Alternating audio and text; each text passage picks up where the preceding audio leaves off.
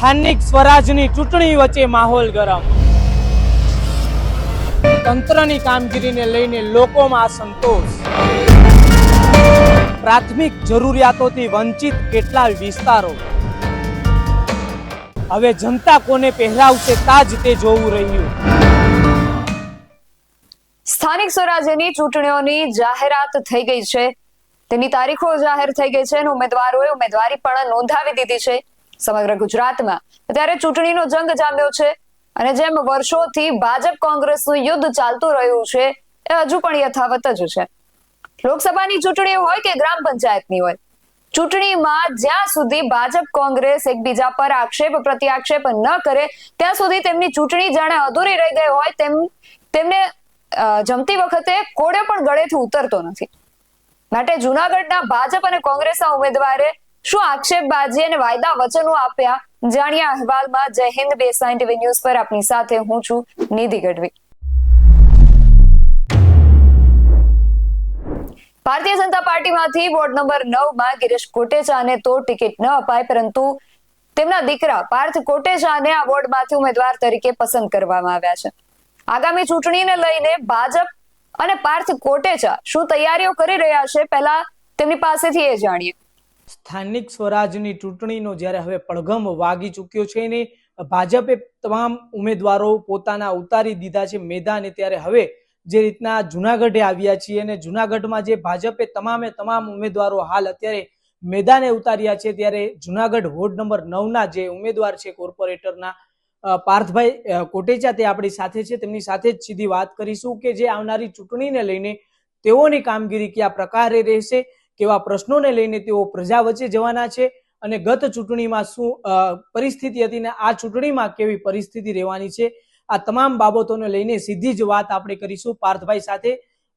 સૌપ્રથમ તો હું આપને સવાલ એ કરીશ કે જે ગત ચૂંટણી હતી આમાં ભાજપની કેટલી સીટો આવી હતી અને કોંગ્રેસને કેટલી સીટો આવી હતી? ગત ચૂંટણીની અંદર ભારતીય જનતા પાર્ટીને 60માંથી 56 સીટ જે છે એ મળેલી હતી અને 56 સીટ ઉપર ભારતીય જનતા પાર્ટીનો વિજય થયેલો હતો. જે આ વર્ષે ચૂંટણી છે, અનેક પ્રશ્નો હાલ અત્યારે એવા પડતર પડ્યા છે કે જુનાગઢમાં પ્રજા એ પ્રશ્નોના નિરાકરણ માટે પોકારી રહી છે. જે રીતના ચૂંટણી હવે નજીક આવી છે તો આવા કેટલા પ્રશ્નો, જે રીતના કહીએ કે રોડ રસ્તાના આવા ઘણા પ્રશ્નો છે, તો આપની કામગીરી એમાં કયા પ્રકારે રહેશે? જે અત્યારે કામ ઓલરેડી ચાલુ જ છે અને જે કામ કરવામાં આવે છે વોર્ડ નંબર 9ની અંદર, જેમાંથી મારી ઉમેદવાર તરીકે પસંદગી કરવામાં આવી છે.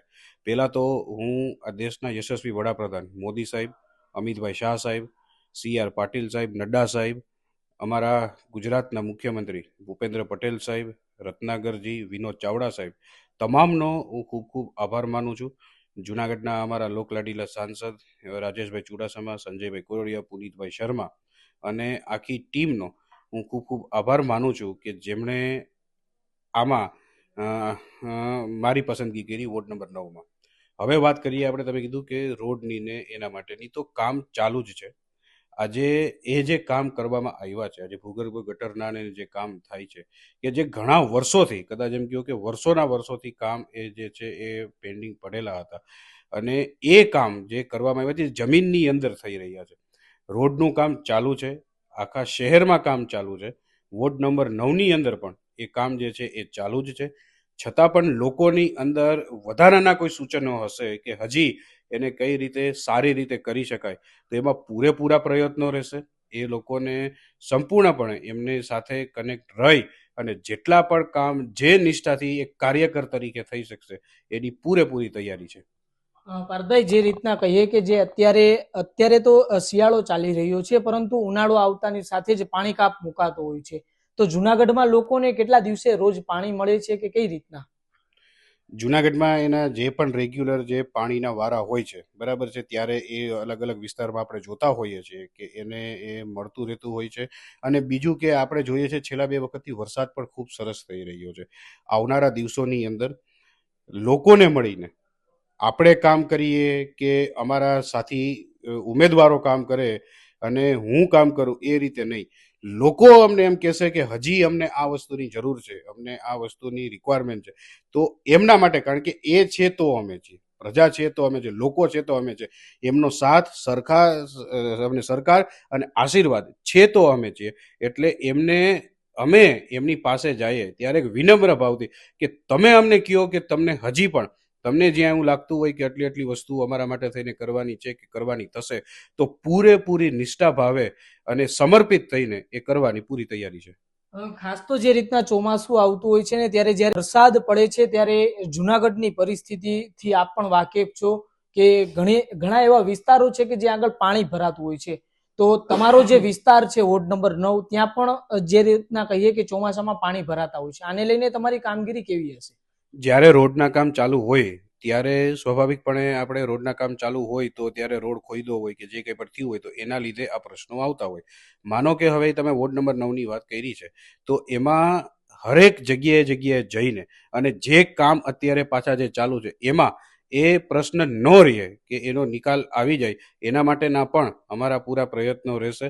અને એક જગ્યાએ જઈને કે જેમ વધારેમાં વધારે પબ્લિકને, અને અમારે કે પબ્લિક છે એ અમે જ છીએ, હું આજે એમ કહું કે પબ્લિક નહીં, અમારે, કારણ કે મારો નહીં અમારો વિસ્તાર છે, આ મારો વિસ્તાર છે એવું નથી, આ અમારો વિસ્તાર છે, તો અમને કોઈને તકલીફ ન પડે, જેમાં નિમિત્ત માત્ર અમે સેવાના ભાવમાં બનીએ અને અમને તકલીફ ન પડે, કારણ કે આ વોર્ડ અમારો છે અને એ વોર્ડના એક જ છે. આજે જે એ વોર્ડના મતદારો છે તો એમાંથી નિમિત્ત અમે બન્યા છીએ, પણ એ અમને બધાને તકલીફ ન પડે એવા પ્રયત્નો રહેશે.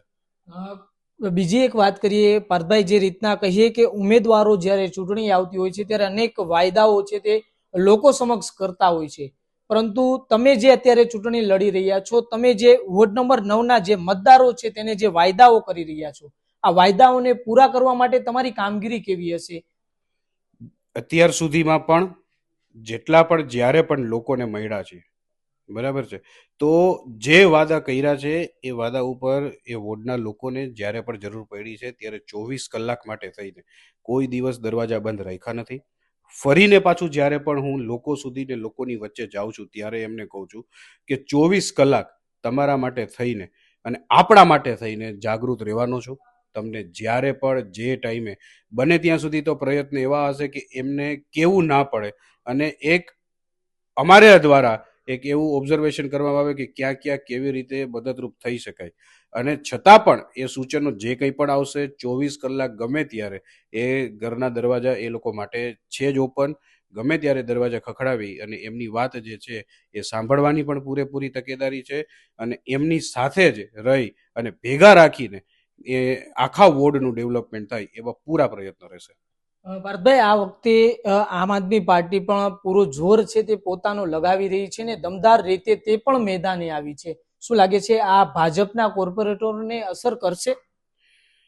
કોઈ કોર્પોરેટરોને અસર નહીં કરે, એટલા માટે થઈને કે આપણે એક ઘરના મોભી હોય ને એના સંસ્કારથી આખો પરિવાર ચાલતો હોય. આ દેશના વડાપ્રધાન નરેન્દ્ર મોદી સાહેબ એ ભારતીય જનતા પાર્ટીના આપણા મોભી છે, અને એના સંસ્કાર અને ભારતીય જનતા પાર્ટીના જે સંસ્કાર છે કે જે સિંચા છે, એક કાર્યકરનો જે ભાવ છે એ લોકોના દિલમાં છે જ, લોકોને ખબર છે. સામે આવે એ ઊભા રહે, એ લોકો સામે ઉમેદવાર તરીકે આવે તો લોકશાહી છે, એમાં કોઈ પણ આવી શકે, પણ અમને અમારા ભારતીય જનતા પાર્ટીના એક કાર્યકરને અને ભારતીય જનતા પાર્ટીના પરિવારને કે લોકોની સાથે અમે જ્યારે જાશું અને લોકોની સાથે જ્યારે વાત કરશું ત્યારે અમે ચોક્કસપણે કહી શકશું કે કેટલા બધા કામ જે છે એ ભારતીય જનતા પાર્ટી દ્વારા કરવા આવ્યા છે, કરે પણ છે, અને આવનારા દિવસોની અંદર જુનાગઢ હોય કે ગુજરાત હોય કે દેશ હોય એના માટે થઈને એ ભારતીય જનતા પાર્ટીના એક કાર્યકર અને આ દેશના વડાપ્રધાન કે જેમનું વિઝન નાનામાં નાના માણસ સુધીનું પણ છે, તો અમને એ તાકાત, એક પીઠબળ જ એમનું છે ને એમના ભરોસે અમે એવું કહી શકીએ કે કોઈ પણ ઉમેદવાર જે છે ભારતીય જનતા પાર્ટીને એમને કોઈ તકલીફ નહીં પડે.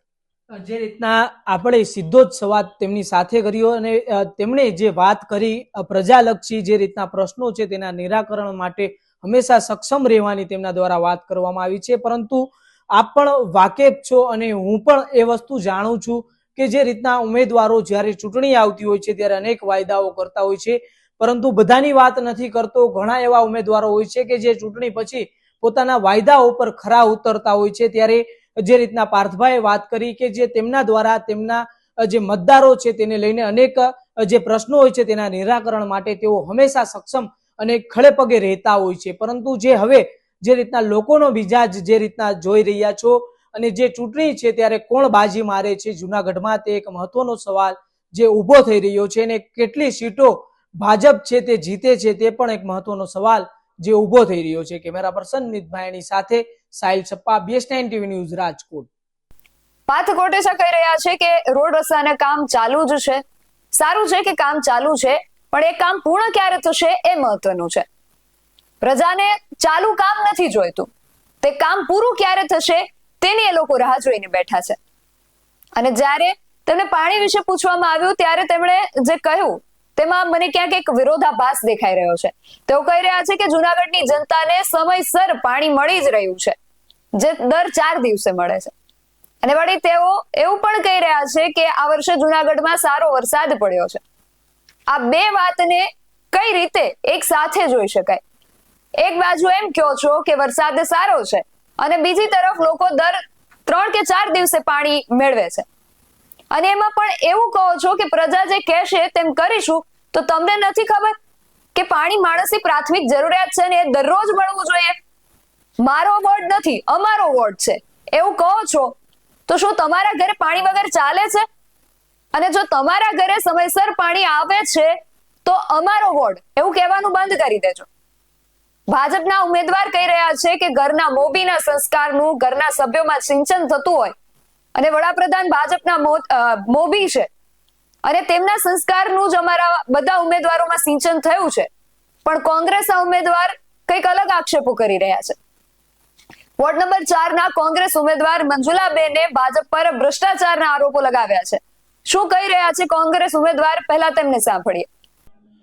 ચૂંટણી આવતાની સાથે જ જે રીતના રાજકારણ જુનાગઢનું ગરમાયું છે ને જે રીતના ભાજપ 2 વોર્ડની અંદર બિનહરીફ જે જાહેર થઈ છે, ત્યારે જે જુનાગઢના કોંગ્રેસના જે કોર્પોરેટર છે તેમની સાથે જ સીધી વાત કરીશું કે હાલ ચૂંટણીનો જુનાગઢની અંદર કેવો માહોલ છે, લોકો શું કહી રહ્યા છે, લોકો શું વિચારી રહ્યા છે એ તો આપણે જાણ્યું જ. પરંતુ જે કોર્પોરેટરો છે જે અત્યારે અહીંયા સત્તામાં છે કોંગ્રેસના, કહીએ કે જુનાગઢની અંદર 4 જેટલા કોર્પોરેટરો જે અત્યાર સુધીમાં હતા, ત્યારે આ વર્ષે પણ જે ઉમેદવારી જેમને નોંધાવી છે તેમની સાથે જ સીધી વાત કરીશું કે ચૂંટણીનો હાલ માહોલ કયા પ્રકારે જુનાગઢની અંદર જામ્યો છે.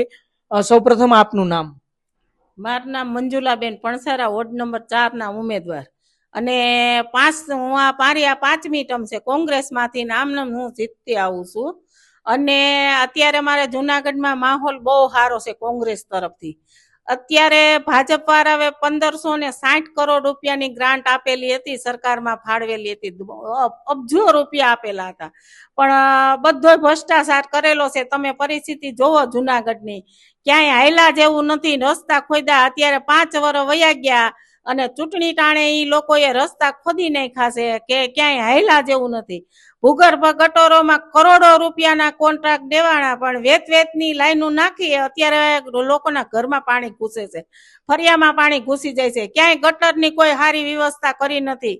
જેવું તેવું કામ કરી અને કરોડો રૂપિયા ખવાઈ ગયા અને અત્યારે હવે હાર ભારી ગયા છે. એટલે અમારા કોંગ્રેસના કોર્પોરેટરોને ધાક ધમક્યું દઈ અને બીવરાવી અને પોલીસ ખાતા પાસે ઓલું કરાવી અને અત્યારે ઈ અમારી પેનલું માંડ્યા છે તોડવા, હાર ભારી ગયા છે.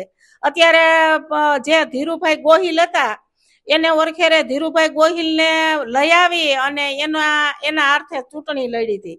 એ ધીરુભાઈ ગોહિલનું બહુ સારું નામ હતું એટલે એને અમેરિકાથી બોલાવ્યા અને એના નામ મેયર જાહેર કર્યા અને તમામ સીટો લઈ ગયા.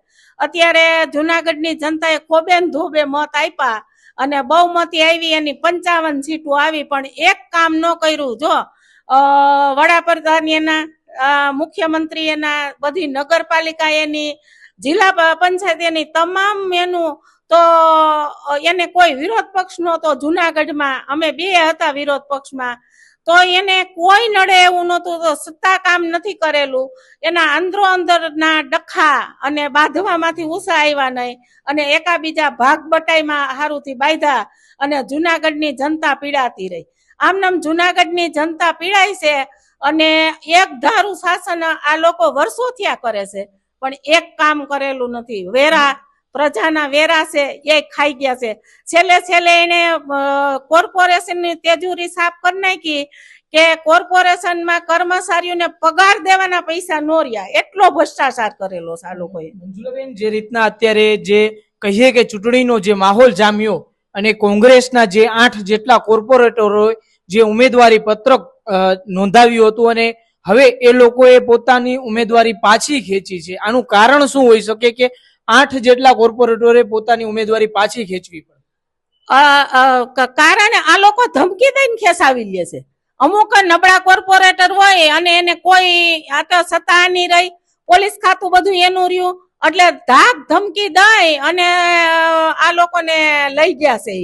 હાલ અત્યારે જે સત્તામાં ભાજપ તો છે જ, ત્યારે જુનાગઢની પરિસ્થિતિની વાત કરીએ તો પાણી દિવસમાં કેટલી વખત અને કઈ કેટલી વખત લોકોને મળી રહે છે? પાણી આવી જુનાગઢની પરિસ્થિતિ છે, 3 દી 1 દી પાણી આપે છે. હવે પાણી તમે જો તો આટલો વરસાદ આવ્યો, પુષ્કળ પાણી, હસનાપુરની ડેમ, વિલિંગ ડેમ, પછી આણંદપુરની ડેમ, 3 ડેમોના પાણી આવે છે. અત્યારે 4 દી સિવાય પાણી દેતા નથી કોઈને. પાણીથી અમારી જુનાગઢની જનતા ટરવરે છે અને વેરા વધારી દીધા પાણીમાં. જ્યારે 700 રૂપિયા હતા એને બદલે આ લોકોએ 1200 કર્યા, પણ છતાંય પાણીની કોઈ વ્યવસ્થા છે નહીં. અને અમુક નવા એરિયામાં તો 6 8 10 10 પાણી આવે. લાઈનો તૂટે હાનતા નથી, પૂરો સ્ટાફ નથી કોર્પોરેશનમાં, એની સત્તા ભરતી નથી કરતા. અને જે બાંધકામમાં એટલા ભ્રષ્ટાચાર એ અત્યારે ગામિત જે છે એ હતાઈ ગયો છે. તો સત્તા એની તો ઈ જાય કેમ? ગમે એમ કરીને ગામિતને આ લોકો પકડી શકે ને, તો આ લોકોના ભાંડા સત્તા થાય ને એટલે એને હતાડી દીધો અધ્રોદય. મંજુલાબેન, જે રીતના કહીએ કે જ્યારે વરસાદ સારો એવો થતો હોય છે ત્યારે જુનાગઢની પરિસ્થિતિ આખી કથળતી હોય છે, આના માટે કોર્પોરેશને અત્યાર સુધીમાં શું કામગીરી કરી છે? કામગીરી નથી કરી. તમે કોઈ માંગ કરી હતી કે આ પાણી જે ભરાય છે એના માટે કોઈ કામગીરી કરો? અનલોડ માંગણી કરી છે. જ્યારે જનરલ બોર્ડ અમારું હોય ત્યારે અમારી 4 પુરવણી હોય, પણ આ લોકો જનરલ બોર્ડમાં અમને કારણ કે બહુમતી એની 55 સીટ એની, અમે તો 2-3 જ હતા, તો અમારી એક વાત સાંભળી નથી. અમે બહુ જ બધે તમામ એના ભાંડા છતાં કર્યા છે, પણ અમારી વાત એ લોકોએ સાંભળી નથી. અને જુનાગઢની જનતા વતી અમે એને રજૂઆત કરેલી છે, પણ તો એ લોકોએ જુનાગઢની જનતાનું નથી સાંભળ્યું, એમનું જીત જોયું છે. અને 15 મિનિટમાં બોર્ડ પૂરું કરી અને વંદે માતરમ બોલાવીને મેલ ખકેર્યા. જે રીતના કહીએ કે જે આખી જુનાગઢની હાલની પરિસ્થિતિ છે, શું લાગે છે હવે કોંગ્રેસને સીટો અહીંયા જુનાગઢમાં આવશે આ વર્ષે? કોંગ્રેસને આ સીટો દેવા તો પબ્લિક તૈયાર થઈ છે. અત્યારે પબ્લિક નારાજ જ છે. પબ્લિક ઘણી અત્યારે સમજી ગઈ છે, કારણ કે આ 5 વર્ષ પ્રજા પીડાણી છે. અત્યારે અમુક એરિયામાં મત બિયાસ્કાર કરેલો છે કે અમારે મત દેવા જ નથી જવું. તો પબ્લિકને અમે સમજાવી કે તમે મત નહીં દો તો આને એટલું જ જોઈએ કે તમે જે પરિવર્તન લઈ આવો, જે આવડિયા જે આ સરકાર હતી એને તમે જાતિ કરો અને નવા અત્યારે પરિવર્તન કરો. તમે કોંગ્રેસ તરફી તમામ મતદાન કરો અને આ લોકોને ઘરે બેહારવાનો વારો આવો કરો તો આ કઈક વાતાવરણ સુધરે. આ એકથું શાસન હોય એટલે એની મનમાની કરે, એટલે પ્રજા ઘણી અત્યારે થઈ ગઈ છે. એટલે એને બીકને હિસાબે અમારા કોર્પોરેટરો, અમારા ઉમેદવારોને આ લોકો આવું કરવા માંડ્યા છે. શું લાગે છે આ વર્ષે કોંગ્રેસને કેટલી સીટો આવશે જુનાગઢની અંદર? કોંગ્રેસને સીટો આવશે, આખરે બહુમતીથી આવશે કોંગ્રેસને સીટો. પણ આ લોકો જો આવું ન કરે અને ધમકી ન દે તો અમારી અશુક કોંગ્રેસની બોડી બેહી જાય. જે રીતના વાત કરીએ કે અત્યારે ભાજપનું જે શાસન છે, 8 જેટલી હવે તો સીટો બિનહરીફ થઈ ગઈ, તો આગામી દિવસોમાં જે રીતના કહીએ કે રાજકારણ જે ગરમાયું છે, શું લાગે છે હજુ પણ કોઈ ઉમેદવારી પત્રક પાછું ખેંચી શકે? હવે તો અત્યારે અમારી જે 8 સીટો તો એ આવી રીતે કરી, હવે અમારી 42 સીટ વધી. તો હવે અત્યારે અમારા કોંગ્રેસના જે અમારા ઉમેદવારો જે છે એને લઈ અને એક બાજુ ગમે ત્યાં રાખશે જ્યાં સુધી કાલ સુધીની ફોર્મ ખેંચવાની પ્રક્રિયા ન પતી જાય ત્યાં સુધી. હવે તો ખબર પડી ગઈ કે આ લોકો ગુંડાગીરી ચાલુ કરી દીધી છે, એટલે હવે અમારે અમારી વ્યવસ્થા કઈક કરવી જોઈએ. જે રીતના આપ જોઈ રહ્યા છો કે જે કોંગ્રેસના મહિલા કોર્પોરેટર છે તે કહી રહ્યા છે કે જે 8 જેટલા કોંગ્રેસના ફોર્મો જે પાછા ખેંચાયા છે તેમાં ક્યાંક ને ક્યાંક ભાજપ ધાક ધમકી આપીને આ લોકો પાસે ફોર્મ પાછા ખેંચાવતી હોય તે પ્રકારના આક્ષેપો પણ થઈ રહ્યા છે અને બરાબરનો ચૂંટણીનો જંગ જુનાગઢની અંદર જામ્યો છે. ત્યારે જોવાનું એ રહેશે કે જુનાગઢ નગરપાલિકાની અંદર સત્તામાં ભાજપ બેસે છે કે કોંગ્રેસ. કેમેરા પર્સન મિત ભાયણી સાથે Sahil Sappa, BS9 TV news, Rajkot. તેમનું કહેવું છે કે ભાજપ વાળા હાર બાળી ગયા છે એટલે કોંગ્રેસના ઉમેદવારને ડરાવી ધમકાવીને પેનલ તોડી રહ્યા છે. વડાપ્રધાનથી માંડીને નગરપાલિકા સુધી તેમની સત્તા છે છતાં કામ નથી કર્યું. તેઓ આંતરિક વિવાદમાંથી ઊંચા ન આવ્યા અને જુનાગઢની જનતા પીડાતી રહી તેવા આક્ષેપ તેમના દ્વારા કરવામાં આવ્યા છે. પરંતુ આ વિશે તમારું શું માનવું છે અમને કમેન્ટ કરીને ચોક્કસથી જણાવજો. આવા જ વધુ અહેવાલો સાથે મળતા રહીશું. તમે મારી YouTube ચેનલને સબસ્ક્રાઇબ કરવાનું અને અમને Facebook અને Instagram પર ફોલો કરવાનું ભૂલશો નહીં. બાકી અવનવી અપડેટ્સ માટે આપ જોતા રહો BS9 TV ન્યૂઝ. નમસ્કાર. સ્થાનિક સ્વરાજની ચૂંટણીને લઈને જોતા રહો તમામ અપડેટ માત્ર BS9 TV ન્યૂઝ ઉપર.